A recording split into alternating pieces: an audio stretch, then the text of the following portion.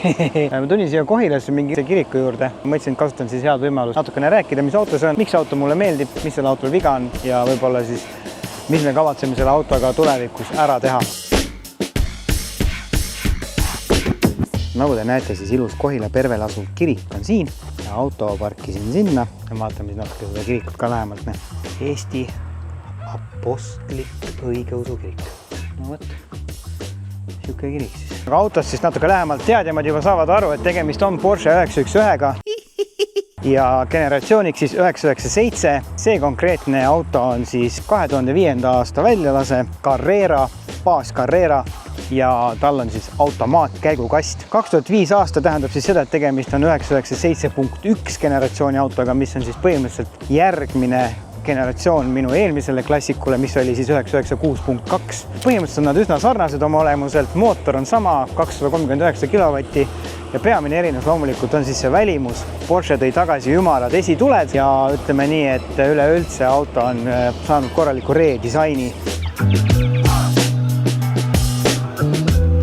Nii, vahepeal oleme jõudnud Nõmme külla.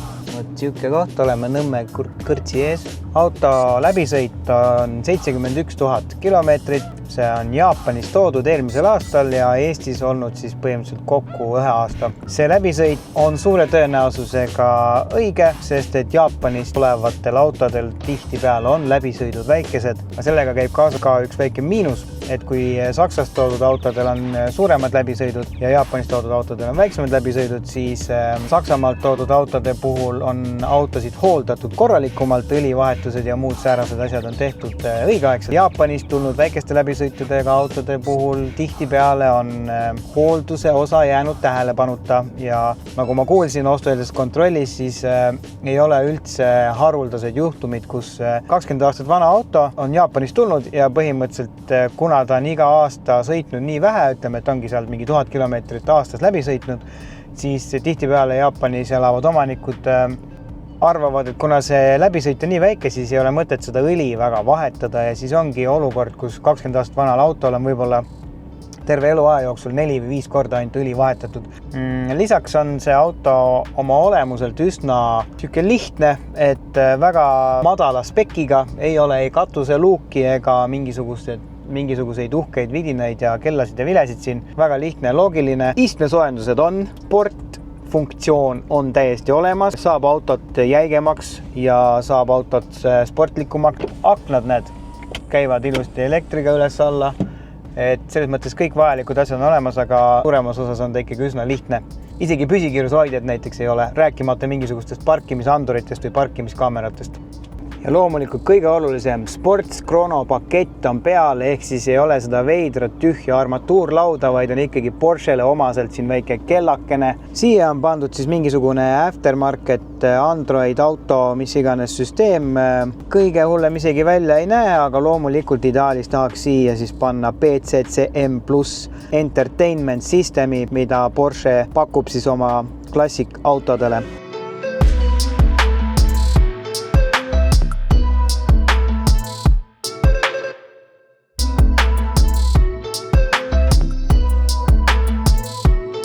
Nii, vahepeal oleme jõudnud siis Raplasse ja võt, kui tore lugu näed. Kohtasin siin tuttavat klassikuomanikku. Kollane 996 Speedy Yellow.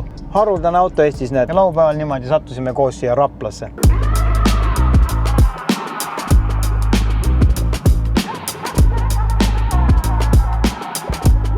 Nii, vahepeal jõudsime siis vihmasesse Tallinnasse. Temperatuur on selgelt langenud, õhuniiskus on tõusnud. Mõtlesin, räägin teile autost ikka natuke veel edasi, sest et päris mitu asja on tegelikult veel katmata, mida ma tahtsin teile rääkida. Üks asi, mida pole üldse veel kuskil puudutanud, on siis need istmed. Sellised keskosad on siin nendel istmetel.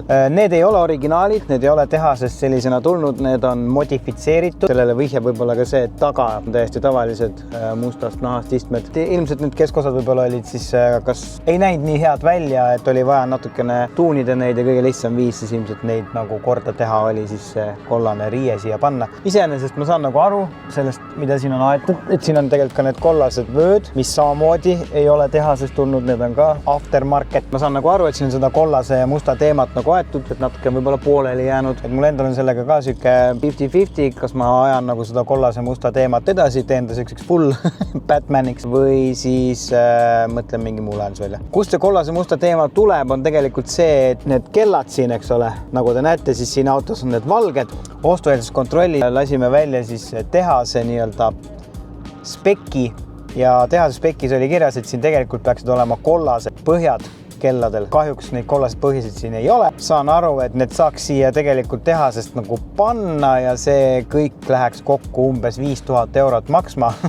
Et ilmselt neid kollaseid kellapõhjasid ma siia esimese hooga ei pane. Võib-olla üks oluline asi veel nende istmete kohta on üks põhjustest, miks ma selle konkreetse auto valisin, olid just need istmed. 997 on mitut erinevat sorti istmed võimalik siis panna ja siin on nagu need, ma ei tea, kuidas nad need nimetavad, võib-olla keegi siin videovaatajatest on targem või kommentaariumis nagu märku on, et ma tean, et on need nii-öelda Tombstone istmed, mis olid ka 996, minu enda 996 olid need ka, mis on sellised veits piklikumad ja siit nagu seda keskmist osa on suht kitsas on see keskmine osa siin, et need on nagu üsna ebamugavad. Mul oli juba oma 996 ja jäi see nagu meelde, et neid istmeid rohkem oma autosse ei sooviks, aga mõndadel 997 ma märkasin, on nagu need istmed ja siin on nagu siuke nagu lisalaiendus õlgade taga ja minu arust see iste on nagu mega mugav. Kohe, kui ma see sisse istumisel mine pekki, et ma ostan, kui ma endale 997 ostan, siis ma ostan kindlalt ainult sellise variandi, millel on need istmed sees. Et see istmevärk oli minu jaoks üsna oluline. Ja no tegelikult peamine põhjus, miks ma selle auto ikkagi endale ostsin, miks ma olin nõus silma kinni pigistama erinevate puuduste ees. Loomulikult on see aerokit, mis sellel autol on. Ostueelses kontrollis sai siis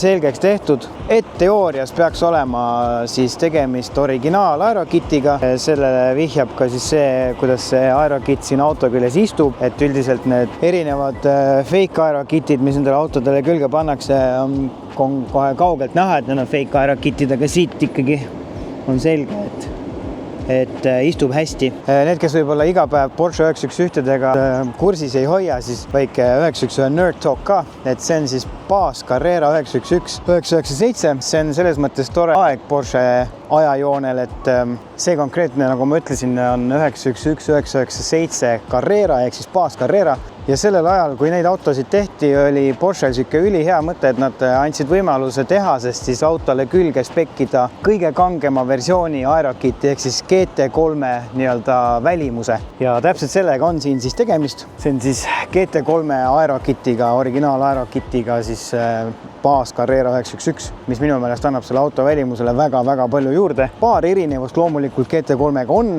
et kui sa paned kõrvuti 997 baas Carrera GT3 aerokitiga ja päris GT3 sellest samast ajast, siis esimene asi, mille järgi sa tunned ära baas Carrera ja on see, et tal on siis nina peal. Siin ei ole sükest õhuava või ventilatsiooni ava ja teine väga oluline erinevus on siin tagapool, et siin on nagu ta näha siis 2 väljalasketoru. GT3-l on ka 2, aga need on siin ilusti keskel.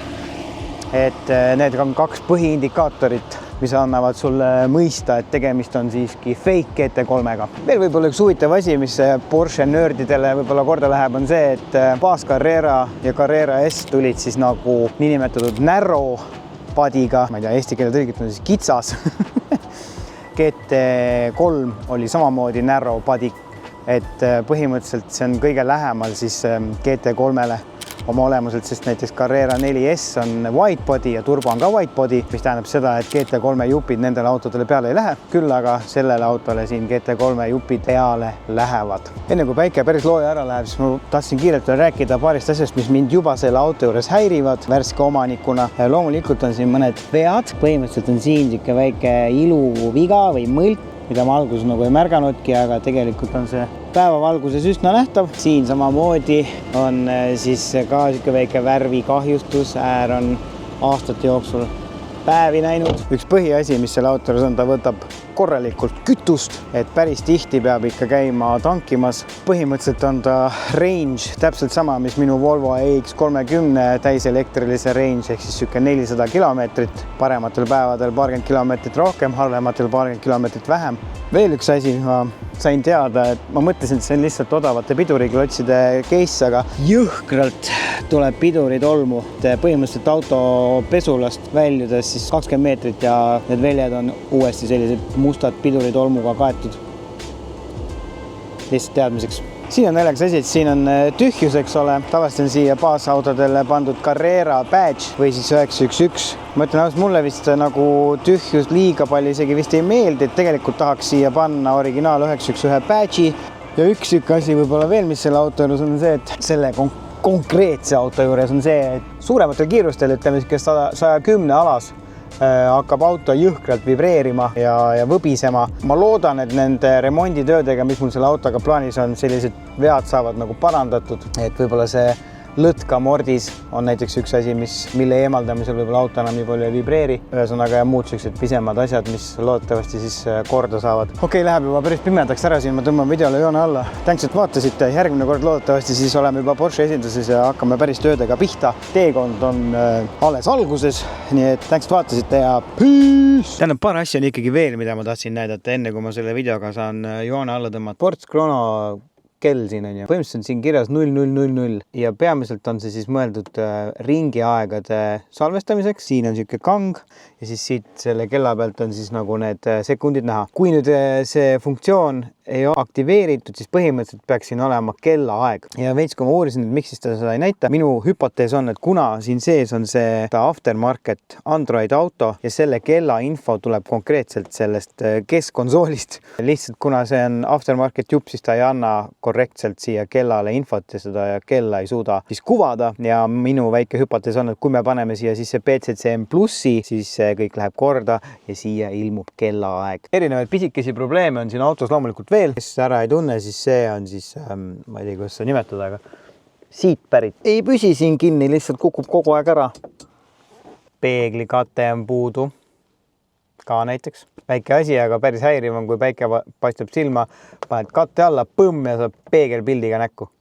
Üks asi veel on, mis on eriti huvitav anomaalia. Ma ei tea, kuidas ma selle siin pilli peal nüüd saan. No ei ole seda kaamerast näha. Põhimõtteliselt on siin nagu siuke värvi erinevus.